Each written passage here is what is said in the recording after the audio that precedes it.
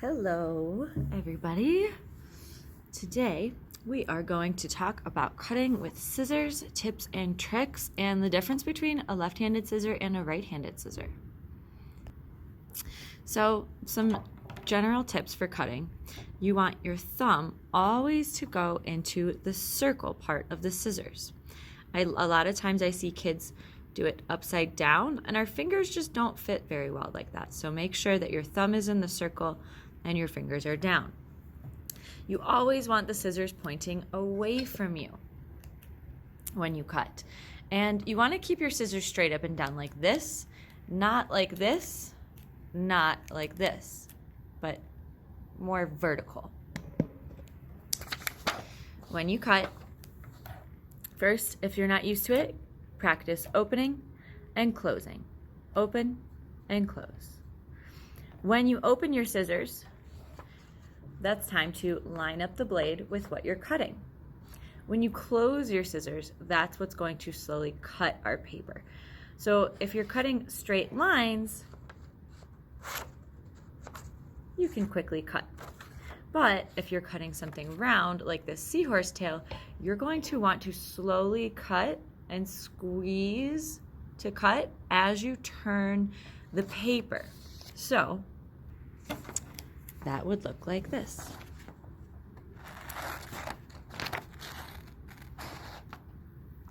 I'm lining up my blade on the line, slowly squeezing as I rotate my paper with the hand that I'm holding my paper in. So the paper hand is turning, the scissor hand is just cutting straight forward as the paper hand turns your paper. So I'm squeezing slowly and turning my paper at the same time.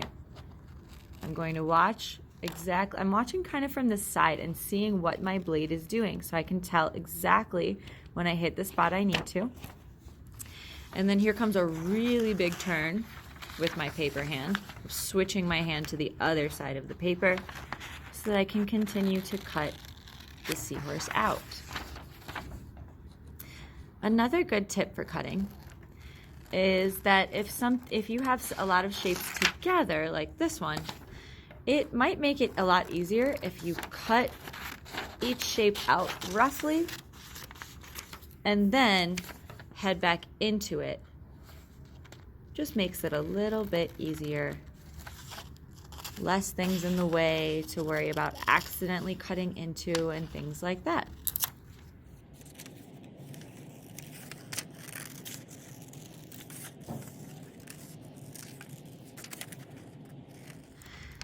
Now, if you hit spots like this, that are going to be, it's going to be really hard for me to cut all the way in here and then turn my scissors and come back out. That's a really tight space I'm cutting now. So I'm just going to leave that part for later, cut into it a little bit, and I'm just going to cut out the stuff that's easier first.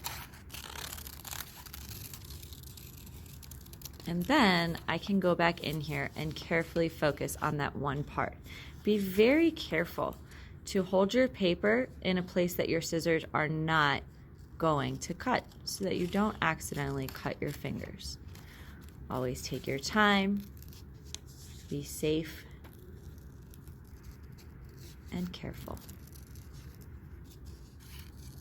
Again, turning my paper,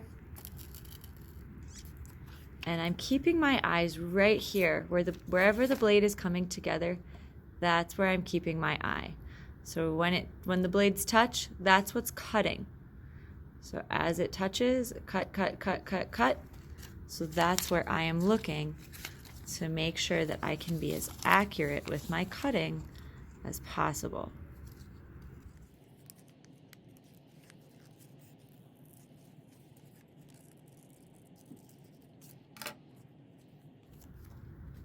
There you go. Now the difference between right and left-handed scissors is the way that the blades are set up. So when I was cutting, you notice that I was able to look here and see exactly where I was cutting on the inside, on this inside blade here. So when you're cutting, it's going to be kind of covered up. So you want to see what's happening.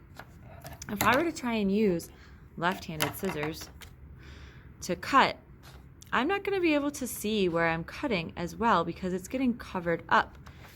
The blades are switched. So this is really nice for left-handed people because when they go to cut, then they can see exactly what they're doing because you can see both blades, as opposed to not quite being able to see both blades when you're cutting like this. Hope that makes sense. Good luck.